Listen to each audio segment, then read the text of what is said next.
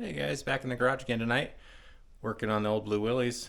Still working on this fuel tank project. I do have another video tonight that I will try and link. It is a time lapse of the folding process, and then I also have another one that was just a short, how does an electromagnetic brake work? So, hey everyone, just a quick demo on the Eastwood magnetic sheet metal brake. So this is the Eastwood mag brake. It is 48 inches wide, and then this is the clamping block. This is the bending leaf, and then it is just a manually operated block. The on-off switch is down here, and then basically it has a bending or a light clamping setting, on, off, or off, on, and then a foot clamp for activation. When you press the foot clamp, the electromagnet is activated, and this clamps down on the workpiece. So now the workpiece is trapped between the bending clamp bar and the bending leaf, if you will. And all you have to do is pull up on these levers. There's two for bending wider pieces, but since I'm filming, do this one.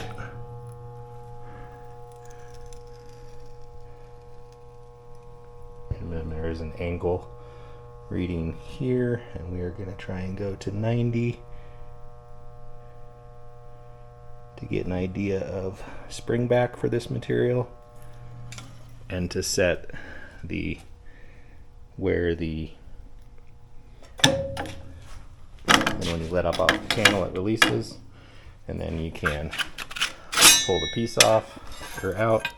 This is just a test coupon. So basically what we're trying to do is get this bend mark to be, which is all these marks on our large fuel tank project, in the exact middle of the bend, so center of bend, so that any remaining radius, which you can see is pretty tight in this, it's not sharp, but it's very tight. So what we're trying to do is get this bend in the middle, and then we're trying to see how much material spring back we have.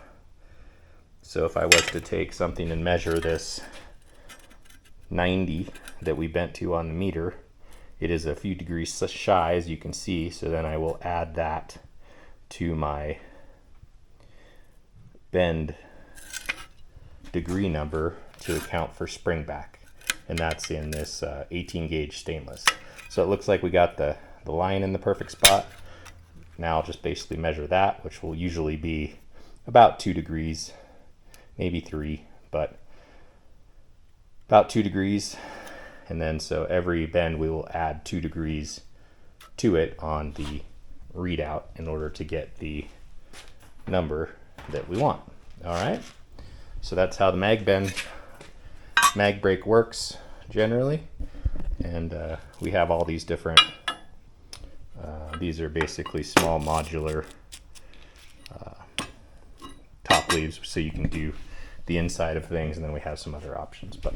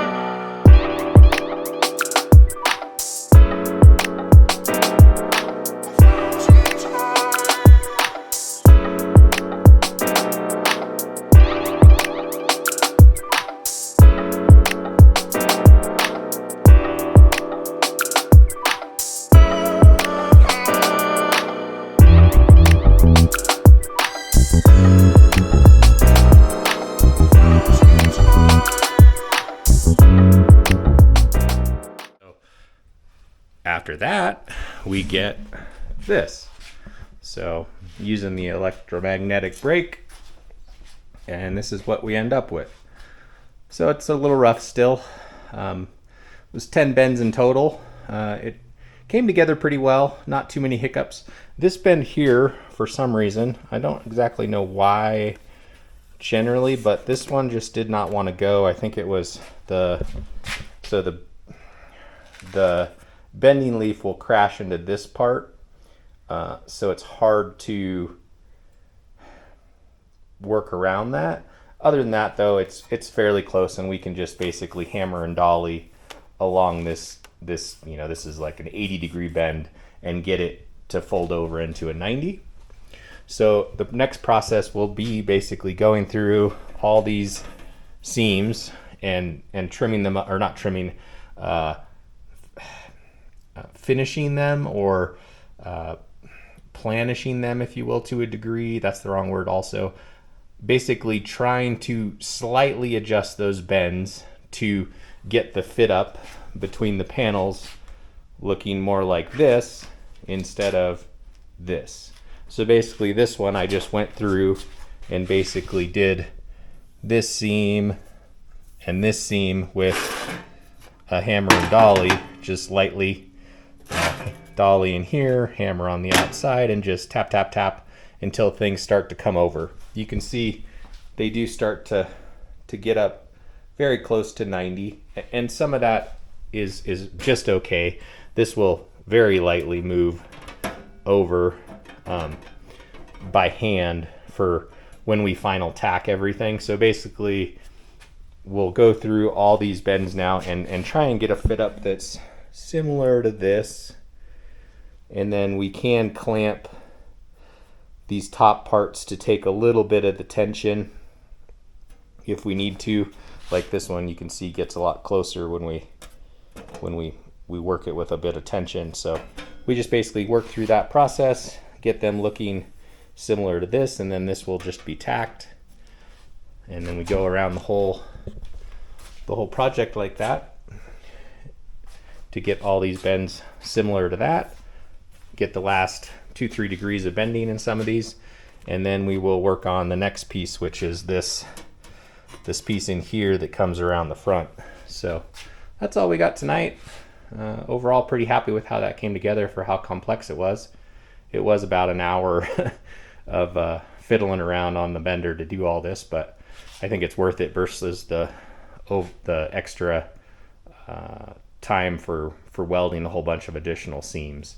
So basically all the seams on the bottom, so that would be potential rock areas, even though some of this, or a significant portion of this, like this back section here and here, will have a skid plate underneath it in addition, but it's just less chance of cracking a seam in the bottom corners. So that's all we have for tonight. Thanks for following along. Make sure to subscribe to the channel if you like this kind of content. If you have any questions, leave a comment below. There should be a button over here for notifications. If we post a new video, you'll just get direct notifications if you're watching on Facebook and Instagram and all those things. Thanks a lot. We'll talk to you later.